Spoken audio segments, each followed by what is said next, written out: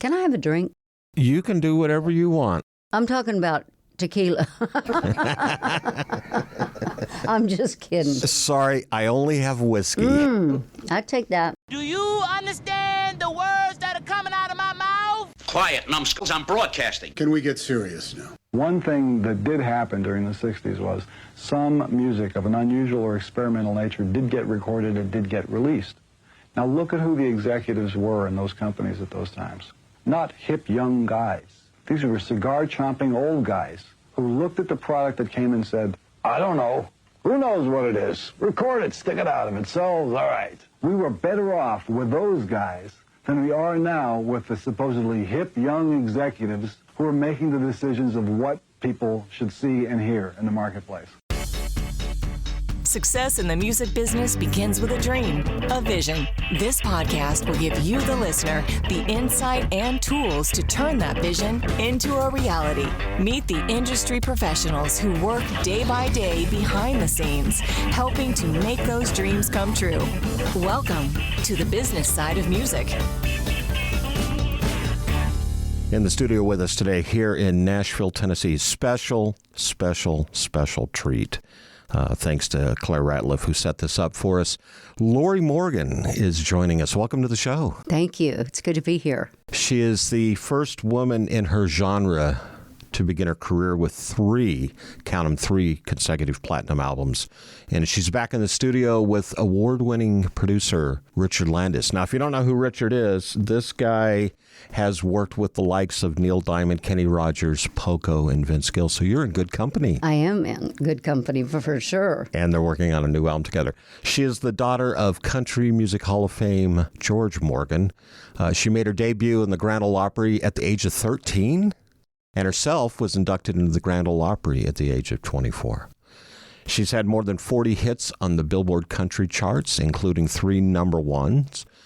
Songs including 5 Minutes, What Part of No, and I Didn't Know My Own Strength. Lorrie married fellow country singer Keith Whitley in 1986. She was signed to RCA Records in 87, and her onslaught of hits began the following year.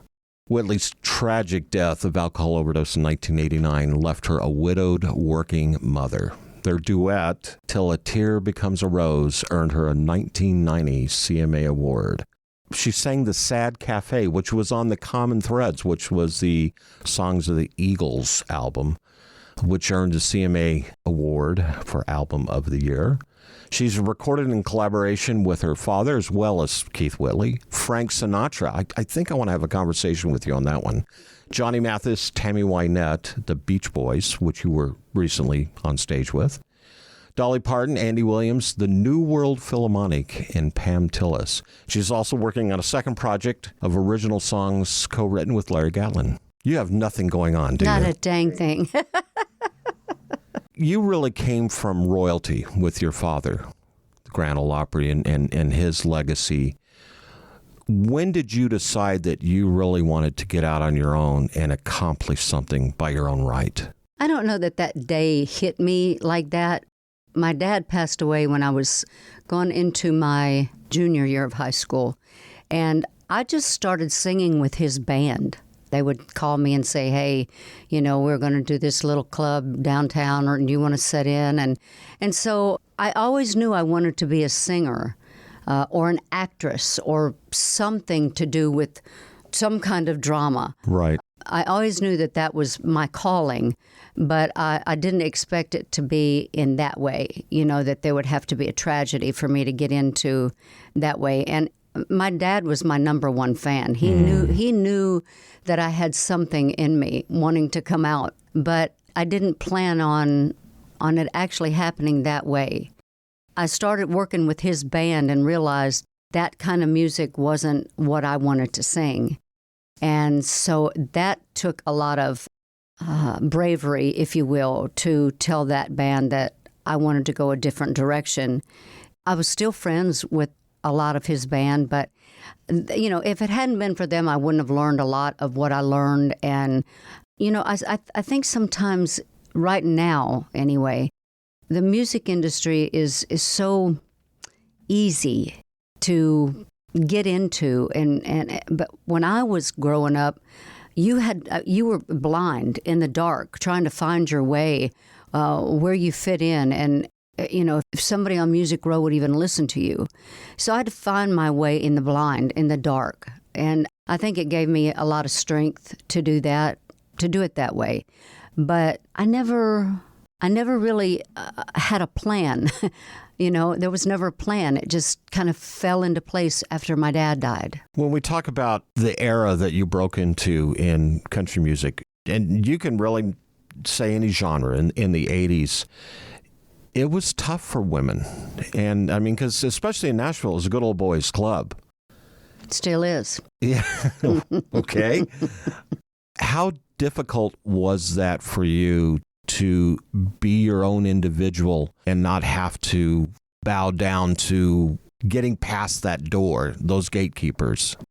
So many times I, almost gave up. It was so degrading. It was more a man's world then than it is now, of course. But it was so degrading to actually kind of go and beg and say, hey, I can sing, I can write songs, and being somewhat laughed at, like, yeah, right, girls don't write songs, or they don't write hit songs for sure. So it was a lot of crying, a lot of praying.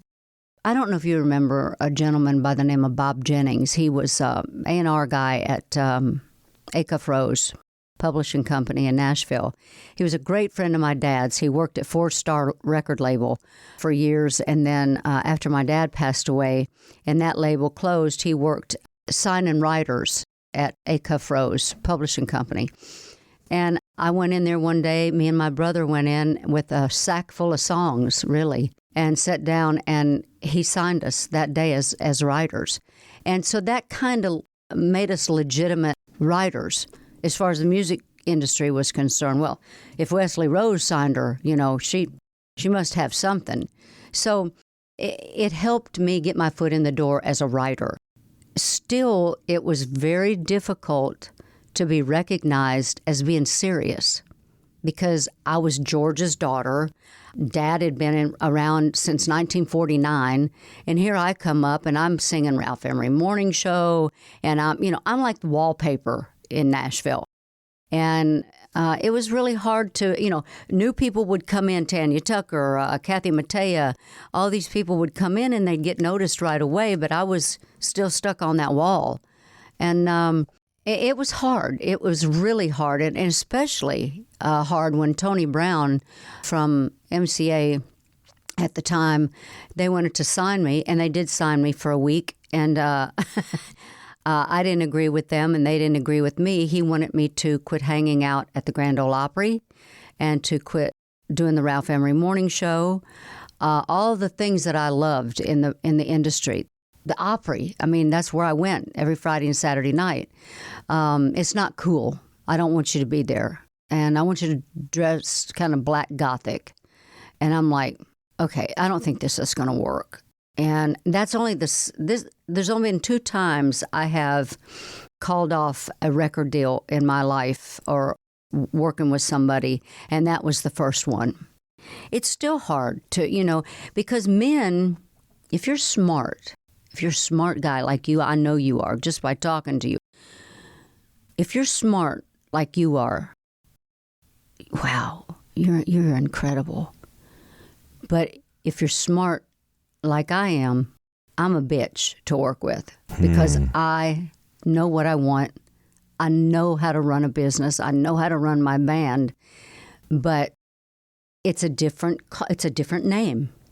It's a different name, and I don't know what those 2 names are. I know what mine is, but I don't know. I don't know. It's been a tough business. It is a tough business, and it's no place for sissies. Do you think it's changing all these years later? Is it becoming more of a balanced playing field? It sounds like maybe it still isn't. Well, I don't know because I'm not in the middle of what's going on right now. Right. I'm doing my own thing. I'm doing something, I'm working on these 2 albums that is Lorrie Morgan. It's not designed for radio. It's not designed in competition with some of these great young female artists. I take nothing away from them, but I don't know the ends of the business right now. I only know what I want to do with a great producer, Richard Landis, and a great writer, Larry Gatlin, and our love and our depth for music. That's what it's about. I don't even know who is on Music Row right now. I couldn't tell you the president of any company. I am just going by the seat of my pants and the pain and love in my heart for music. And hopefully it's going to win us a Grammy, because that's what it's about. That's what it's supposed to be about.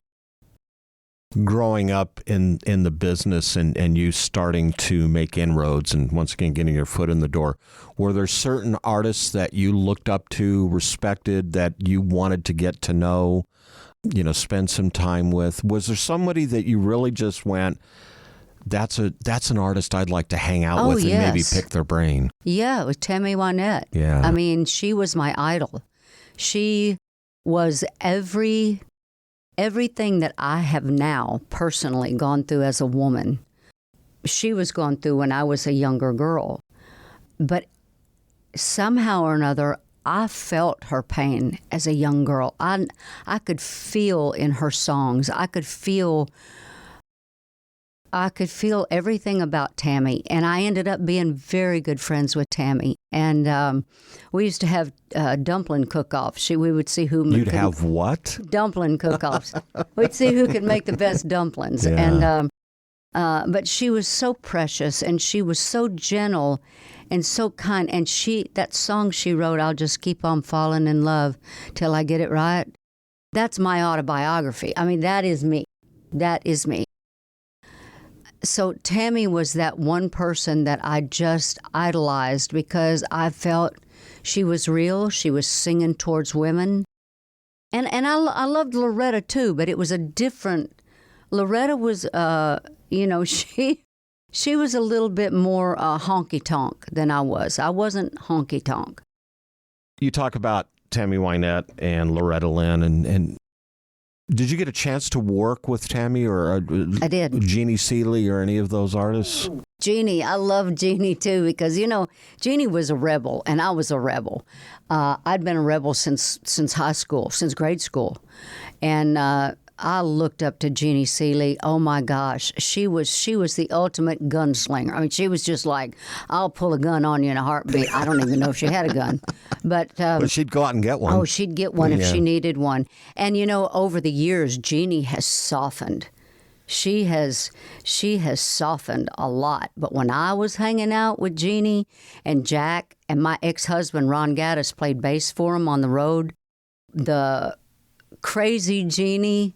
She's gone now, but I heard stories and saw stories firsthand of the craziness that went on out there on the road.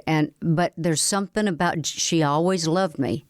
She always, I don't know if she saw me or her in me as a young girl, but for some reason she always trusted me. She always took me under her wing, she really did. And I'll never know why. In the industry, one of the things that we kind of touched briefly on it, but the trappings of the industry, and obviously when we talk about Keith and his drinking, were drugs or alcohol ever anything that got in the way of what you were trying to accomplish? Never. Yeah. I never tried cocaine. Which is rare in this business. Very, very rare. I'll tell you a quick story. It's a known story. I was working with George Jones. I was the gal singer in George's band, and my husband Ron was the bass player. And I was 21 years old. The only person, or the only music industry I knew was from my dad, who was mellow, happy, a wonderful father, just the sweetest heart you could ever imagine. So that's what I thought country music was. Mm-hmm. Well, I get out on the road with Jones, and I'm like, what in the hell is this? I mean, I was like, whoa. And so one year for Christmas, True story. George brought us all in the back of the bus, the band, me, and he said, "Merry Christmas." And he pulled out a bag of cocaine that, I don't know, probably a little bit smaller than my purse. And he gave it to this one and to that one, and they took their time. And I'm sitting there nervous wreck because I'm thinking, what am I going to do when it gets to me? Yeah. And so it finally got to me, and I passed it right to George, and he said, and they were all like, "Lorrie, what's the deal?" And I'm like, "I want a real Christmas present. Y'all's is going to be gone in just a minute. I want a present that lasts. I don't stick nothing up my nose." And George said, "Well, all right." Well, the next day we stopped in Mobile, Alabama at a boot store, and George bought me 2 beautiful lizard pair of cowboy boots. And the band was so mad they couldn't stand it. I said, "See, your Christmas present's gone. I still got mine." Yeah. But I've never, ever tried cocaine. I've, been around weed a little here and there, but I love tequila. My habit was cigarettes, and I quit smoking 16 years ago, and I haven't had one since. So I guess I'm a wine connoisseur now, and I love my wine, but that's about it. In the studio with us today here in Nashville, Tennessee, Lorrie Morgan. This is John Cole. Check out my episode, The Business Side of Music, powered by Tungo. See you there. You're listening to The Business Side of Music. Hi, everyone. I'm Larry Butler, and I want to send you a free digital copy of my new book, The Singer-Songwriter Rulebook, 101 Ways to Help You Improve Your Chances of Success. That's right. Everything you need to know to launch your career as a singer-songwriter, all based on my 40 years in the live performance arena, and believe me, I've seen it all. In my book, you'll find the 10 things you have to deal with before even thinking about becoming a singer-songwriter performer. You'll also learn about the 5 things every singer-songwriter can do this weekend to make their live show better. 5 things I can guarantee that you are not doing already. Plus, there's tips on songwriting and staging, photo and video shoots, publishing, merch, dozens of other topics. All written for people who don't particularly like to read. And again, it's free. Just go to the Business Side of Music website homepage and look for my book cover. Click on it, and a free digital copy of my book will be yours. I'm Larry Butler, and I approve of this message. As a musician, you have a dream, that vision of what success looks like for you. Though it's not only about the money, money is part of it. Whether you've been extremely successful or you're just striving to maintain a regular cash flow, you need a plan. Money Concepts can help you develop a customized plan to achieve the financial stability and success you want. For over 40 years, Money Concepts has been providing holistic financial planning services to individuals, families, and business owners. As an independent firm, Money Concepts and their associates are committed to always represent the best interest of the client. It's really about a committed, benevolent interest in them personally. This independence, coupled with that committed, benevolent interest, means they represent you, the client, not a product supplier. It's not about selling products, it's about helping you achieve success. To learn how this can benefit you, contact my buddy, John Adams, with Money Concepts at 737-867-9309. That's 737-867-9309. You can also email John at jadams@moneyconcepts.com. You're listening to The Business Side of Music. Back in the studio here in Nashville, Tennessee, Lorrie Morgan's sitting across the table from us here. How did you and Keith meet? Well, we met a couple times that I always call was my first time because I always forget about the first time I met him. Anyway, that's another story. I met Keith first on the Ralph Emery Morning Show. I didn't really know who he was, but he sang so good, and he was so cute. And I believe he even had a cowboy hat on that morning, but he was with his wife then, Kathy. And we started talking that morning about, he said, I believe we have something in common. And I'm thinking, oh, really? Oh, really? And he said, no, my producer is Don Gant at Acuff Rose, and your producer is Ronnie Gant. They're brothers, and Ronnie produces you, and Don produces me. And I was like, wow, that is true. I didn't think nothing of it, Right. Went about my business. And I was receptionist at Acuff Rose before they signed me as a writer. One day I went to the back. You had to go all the way back past all the wards and everything to go to the print room. They printed their own music at Acuff Rose. They had their own print shop, everything. So I would go to the back with Dave, this older guy who worked back in the print shop. He and I would take smoke breaks together and get a Coke. And I said, whoa, shh, be quiet. And I heard from the studio this voice that I couldn't believe how good this voice was. And he was singing a slowed down version, I think, of Does Fort Worth Ever Cross Your Mind? He was doing the demo on it. And I said, oh, I gotta go. And I put my cigarette out and I ran to the studio, and there was the most handsome man with a voice to match singing in the studio. And I was just in awe of him. Ronnie was in there, Don was in there, and at that time, Keith was still married to Kathy. Kathy was in there. Keith came out of the booth and came in the studio, and I said, Keith, I'm Lorrie Morgan. He said, you don't have to tell me who you are. He said, I love your record of Someday We'll Be Together. It was an old Supreme song. Worst record I ever did in my life, okay? And I said, you've got to be kidding. He said, no, man. He said, that was really cool. He said, this is my wife and blah, blah, blah. And that was it. Next time I heard him sing, I didn't know who it was. I was on my way to do my Friday night Opry, and I still lived at my mom's house. And oddly enough, this is a strange little story, but it's gone in my book as well. The next day, I was supposed to move in with Ron Morgan, my daughter's daddy. We were separated, okay? So I didn't know what I knew I needed to do it for Morgan, but I wasn't happy about it. And so I was still living at my mom's and with Morgan, and Keith Bilbrey was the Opry host that night, the announcer. And this song was on. It was called Miami, Miami. And I was like, oh my God. And I pulled my car off to the side of the road. I swear I had goosebumps all over me. And nothing had ever affected me that way. Nothing in my life. No song, nothing. And all of a sudden, Keith Bilbrey, the song ended, and he said, well, that was Keith Whitley, a brand new star on the scene. He's going to be on the 745 Opry spot tonight. And, buddy, I slammed that gas down, and I was like, I got to get to the Grand Ole Opry.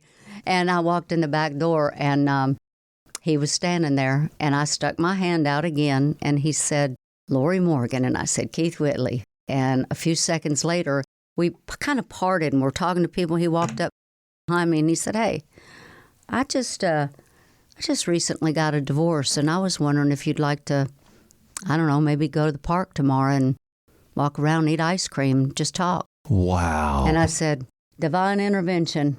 I had to, I went to church the next morning. When I got home, there was a message on my Codaphone, and it said, good morning, Lorrie, this is Keith Whitley. I wanted to know if you wanted to, go to the park or whatever. And I said, I called my ex right then, and I said, I'm not coming.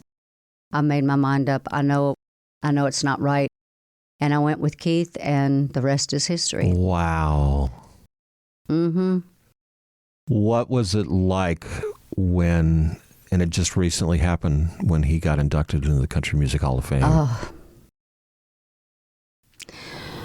Well, it was sad happy, because I know that Keith never thought himself worthy of a record deal and the Opry.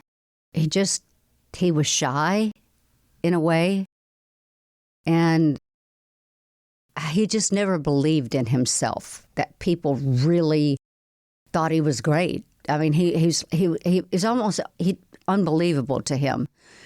And so, when they told us that he was going to be inducted, it was, my son and I were there, and we just bawled.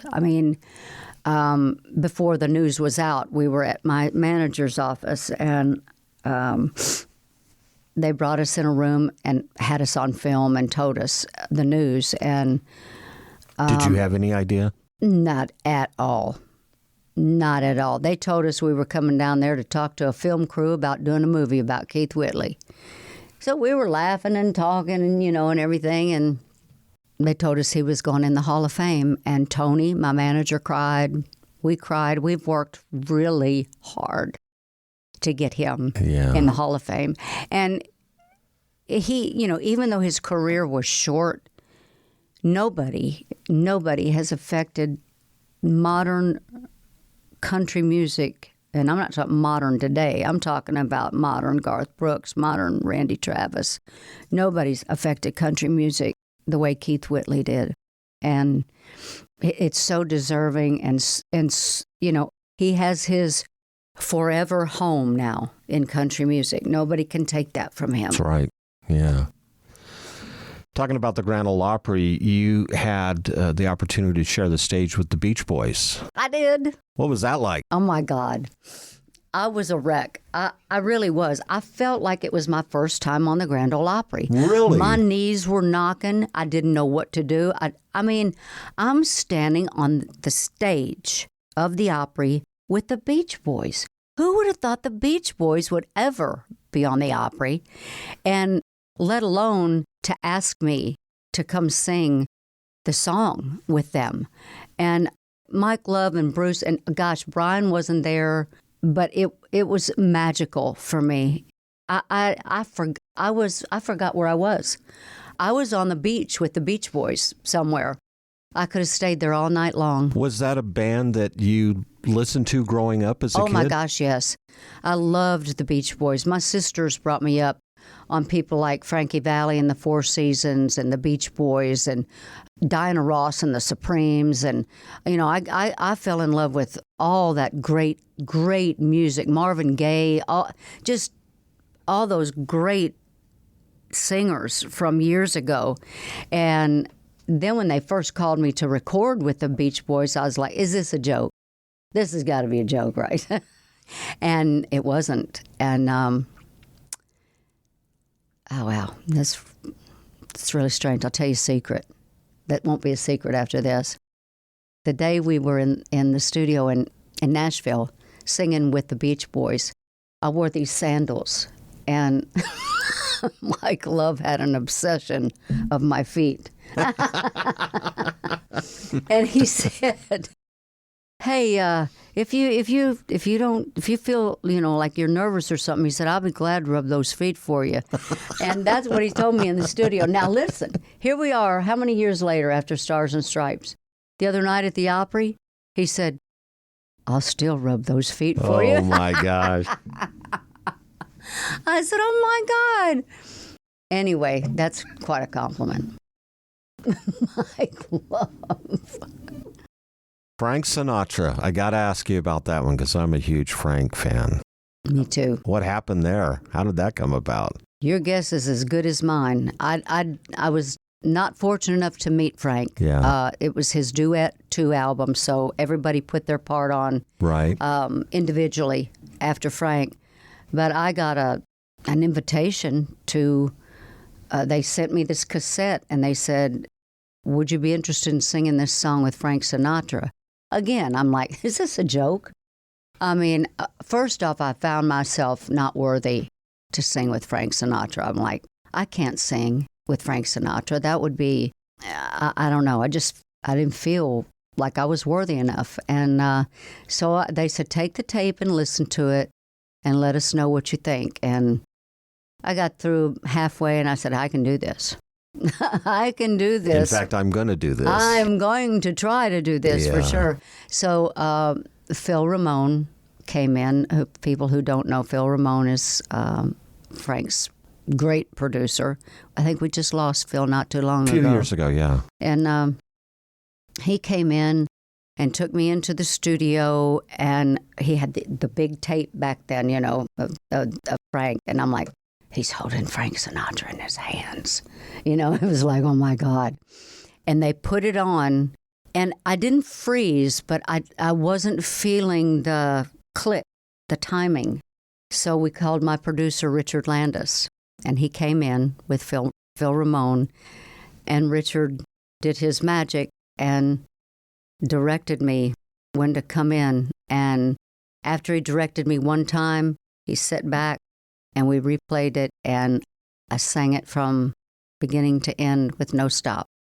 And it was just magic. And when I first heard Frank sing, I started crying.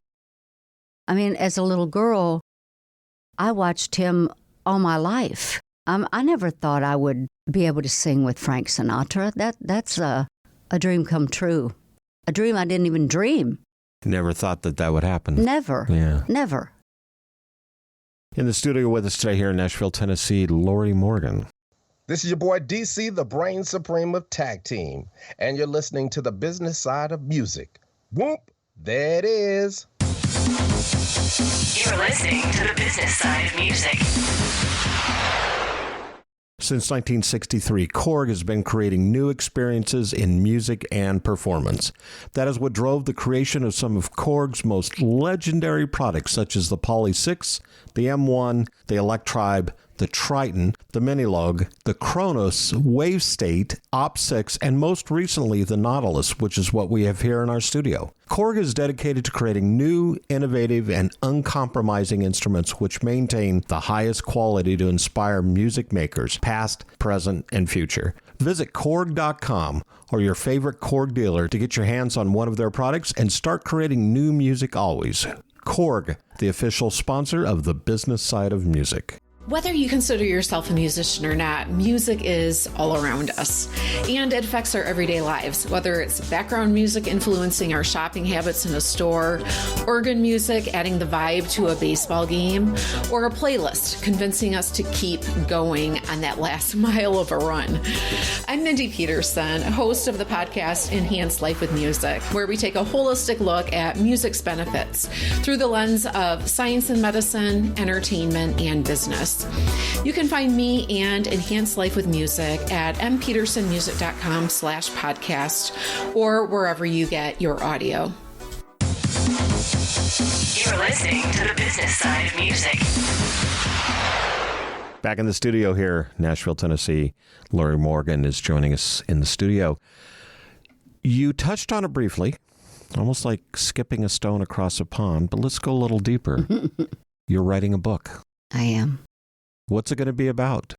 Well, it's autobiographical. I've been working on this book for 5 years. And every time I start writing it, I think, oh, I can't tell that.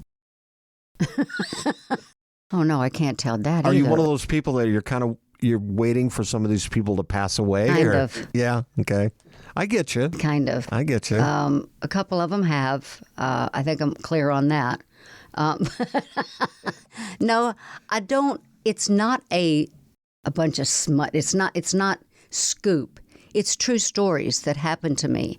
But it's about your life. Affected my life. Yeah. I'm not just saying, oh, and then I heard so-and-so did this. And so I was there. I was in this book. I am the book. And it is my story. And I think if you don't tell stories, people never know who you really are and why you ended up where you are and why you make the decisions you make. It all ties together in this book. Everything ties together, and it's been really hard for me to put it together in the correct sequence of events. Yeah. And I'm doing it. I asked my old publicist about writing the book, and I said, who should I get for a ghostwriter? She said, Lorrie, you do not need a ghostwriter. You're a great writer. You tell the stories as they were. You don't need to share this with anybody. This is you. This is you've grown. You know what you want to say. And you know what? The truth is the truth. And I'm not telling lies about anybody. And it's not all just about individual people. It's about my life, about growing up with, my sisters and my brother and catching crawdads and, not knowing what I wanted to do. I wanted to be an actress. I wanted to be this. But then there's affairs. There's things that happened in my life that I don't even know if I would take them back, because they made me smarter. They made me more sympathetic. Life lessons. Yeah. When we talk about writing, you doing songwriting these days? I do some. I am doing some songwriting. I'm writing with Larry Gatlin. Yeah. And I'm so flattered that he has kind of taken me under his wing. And is this something you hadn't done before, or is this something you always dabbled in, or is this a whole new? Oh, I've always written songs. I've got songs on almost all my albums. Yeah. Matter of fact, when I met Chris Christopherson years ago, and I sang him a couple of my songs, and he was crying, and he said, "Don't you ever record an album without your songs on those albums." That's ever. Quite the compliment. And I've always lived by that, whether the producer liked it or not. I said, my song's going on the album. My song's going on the album. So I've always written songs, always all my life, since I was 10, 11, 12 years old. Where do you draw your inspiration from when it comes to writing? Is it going back to those life lessons, or is it something in the moment? I'm still learning life lessons. Yeah. I'm still in those moments. I still make mistakes. I still have crazy moments when I think, oh gosh, I can't do that. I mean, I do. I have crazy moments, and I'm still a young woman. I still dream, and I write a lot about my dreams. I write a lot about what I want to do, where I want to be, who I want to be with. But they're dreams. I was always told, if you quit dreaming, you quit living. And I don't ever want to stop wanting romance in my life, and wanting now how deep the romance goes, that's, we all get to a certain age where things don't happen anymore. But the book is about my life. I draw my inspiration from my life. I draw my songs from my life. Whether I want to be in that song, or I've been in that song, or I'd like to be in that song, there's something in that song that I have felt. You and Naomi Judd, we recently lost her, sadly. You two had a relationship. Mm-hmm. You'd spend time together backstage in the Grand Ole Opry, didn't you? A lot of time. Yeah. I don't know what it was about me that Naomi was drawn to. I don't know if she thought maybe I needed some guidance from her. She always wrote me, I wish I'd have saved them, but you never think. She wrote me notes. She gave me a book to write in that I still have. And I'm going to talk about this book in my book. But it's an empty book, pages and pages of nothing for me to write. And I did. I wrote in it, but the story comes in the book. But she would always send for me backstage at the Opry, and she would always just take my hand so gentle and just talk to me and say, how are you? And tell me where you are in your life. And I think for every wedding, she sent me a wedding present for every wedding. Maybe she thought something would stick. I don't know. Oh, she knew it was tough. Yeah. She knew it was tough. And she was a special lady to me. A lot of good memories. A lot of good memories. She was always, always kind to me. I talk to your publicist, and I see things on Facebook that pop up regarding Hot Chicken, and I'm starting to finally figure out why I'm seeing this a lot. You've actually been named the ambassador of Nashville Hot Chicken, which, for those that don't live in Nashville or haven't been here, don't understand, that's a big thing. It's a huge thing. People literally come to Nashville to eat hot chicken. Yes, and then, do. Of course, it's the battle of where do you go? Right. Do That's you go right. to Hattie B's, or do you go to Prince's, or, and I've got my favorites. But what are your favorites? Well, Prince's is absolutely my favorite. Hands down. Okay. I think Hattie B's is good, but the lines to me aren't worth it. Yeah. Drive down to Prince's Fried Chicken, or go to the Assembly Food Hall where they have a place, and I can't handle anything maybe more than the medium. Beyond that, am I allowed to say my favorite place? Oh, please do. I had a restaurant years ago. We were like the third hot chicken restaurant in Nashville when I was married to Sammy Kershaw. And we had a booming business. We had the best hot chicken and blah, blah, blah. And then the divorce ended everything. Then my current husband, Randy, and I moved to Florida, Panama City Beach, and we opened up a hot chicken restaurant there. Absolutely phenomenal. And COVID shut us down like 4 times. Could find no help, couldn't get chicken, couldn't get that. We just said, you know what? We're too old for this stress. We sold the restaurant and we moved back to Nashville. Now, I will tell you, the best, and I am a hot chicken connoisseur, the best hot chicken in Nashville is 400 Degrees on Clarksville Highway. I'm going to have to check that place out. You talk about crunch, juicy. I'm telling you, order it online and pick it up right away. You don't have no line, nothing. How did you come about being named the ambassador for Nashville Hot Chicken? Well, because I eat it all the time. And I've tasted every restaurant in town, that I know of. And, some of them I really like, but none are better than 400 Degree. And I was a judge at the hot chicken, what do they call it? The hot chicken fair? What do they call it? The festival. Festival, thank you. I was a judge there. I've been a judge a few places that serve hot chicken. And I don't know. I guess it's just because I promote hot chicken wherever I go. Hey, we used to be right next door to Hemp Hill. I think it was Hemp Hill. The bus company? Bus company. Yeah. That's where my restaurant was. And every Friday and Saturday night, you'd have big Prevost buses pull up to the restaurant, and they'd get like 20 pieces of our chicken, and they'd put it on the bus, and people were addicted. It's an addiction. It absolutely is. It is. Yeah. So we don't get your brother pissed off at us. Which is every day. Go ahead. There's a song and a video about hot chicken? Yes, there is. I told you that we had our hot chicken restaurant, and when we opened up our hot chicken restaurant and started talking about and promoting, hot chicken, all the stars started coming out.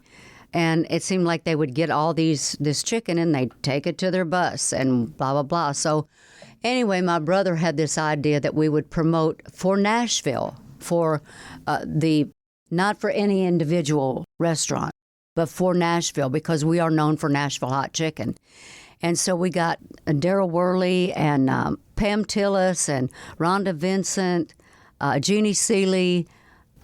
We've got a lot of artists on these songs, and we did a video of them. Oh, we got Larry Gatlin and Vince Gill, and they're all singing a line in the hot chicken song about come to Nashville, and when you're passing through our town, be sure to get something cold to wash it down, and it's really a fun video, and we're supposed to be releasing it sometime in June or July, I don't remember, but the people, our friends were so nice to take time out of their schedule and come sing, songs about, we're supposed to have it played at the Titans game and the Predators, and so let's just hope we get some, and it'll help our town. Yeah. I mean, because people, when we had our restaurant, people came here from England to eat our hot chicken. And it was crazy. But we were sending our chicken around the world overnight in froze chicken vacuum pack with directions how to heat it up. If you've got cities like, Miami's known for its Cuban food, Chicago's known for its deep dish pizzas. Mm-hmm. Why not Nashville and hot chicken? Exactly. That's what we're thinking. Yeah, perfect match. Perfect match. Staying healthy, eating a lot of good food, but exercising. Oh yeah, I'm really sad. The new place we've moved into, my pool's kind of not ready, but I've still been swimming in it. But I'm an avid. I love swimming. And it's great for every part of your body. I've just started eating once a week. I can have meat, and that's my chicken. That's my hot chicken. I save it. But I've just started eating the plant-based, all the weird stuff, the plant-based food, and it's kind of crazy, but I'm learning it. I'm learning to spice it up and eat it. Have you ever had plant-based sausage? I'm going to have to say no. Well, I thought I can't do it. But I figured out a way to, you put a little spices on it and you fold it over your keto bread, and oh my God, it's so good. Can you make gravy out of it? No, because I don't think you can eat dairy. Yeah, see, well, that's where you lose me. I know, everything has its faults. You've mentioned a couple really great producers that you've been around and had the chance to work with, but you want to do some producing on your own with other artists. I do. Matter of fact, I just talked to Richard Landis on the way here, and he's going to help me find the correct room and the right engineer I'm getting ready to produce a young lady. Her name is Morgan Cheyenne, and she is phenomenal. She's Loretta Lynn country. Wow. She don't pretend. And I told her, I said, when country music gets back to being country music, and it will, because everything always evolves and comes back. Yep. You're going to be a star. You are going to be a big star. And she is precious. She's 24 years old. She opened for me in Texas a year ago. And I picked her up that night, asked her mom. Is this one that is on the road with you now in the band? Yeah. She's in the band. Right. Yeah. And I picked her up that night, asked her mom and dad if she could go with us to Oklahoma, and they said, sure. And then I asked her the next night, said, you want to go to Nashville? She said, yes, ma'am. And we took her to Nashville and then got her to Nashville, and she did a couple of things. I said, you want to work for me? And she said, yes, ma'am. And so, wow. And we feature her a lot on, I'd like to feature her for 30 minutes. And sometimes she does get to open for me, but she is going to be a star. I'm telling you. She's not one of these, I don't even know who's happening right now, what girls. I don't know. I don't know. But she's Loretta Lynn. Yeah. Reborn. Is this your first venture as a producer in the studio with an artist? It is pretty much basically, because Richard and I kind of tried to do something with a young lady years and years and years ago, and just wasn't right. The team didn't fit. Yeah, the chemistry wasn't there. But if I can't make her a star, she's going to make herself a star. I do know she's got what it takes. She's smart. She knows how to talk on air. She's just everything. She's all that, the whole ball of wax, and she did it herself. Thank you so much for spending some time with us. You're welcome. This has been a great conversation. You're welcome. The Business Side of Music is the creation of Tom Sabella and Tracy Snow and is produced by Bob Bender. The Business Side of Music is recorded at Music Dog Studios in Nashville, Tennessee. Production sound design by Keith Stark. Voiceover and promo by Lisa Fuson.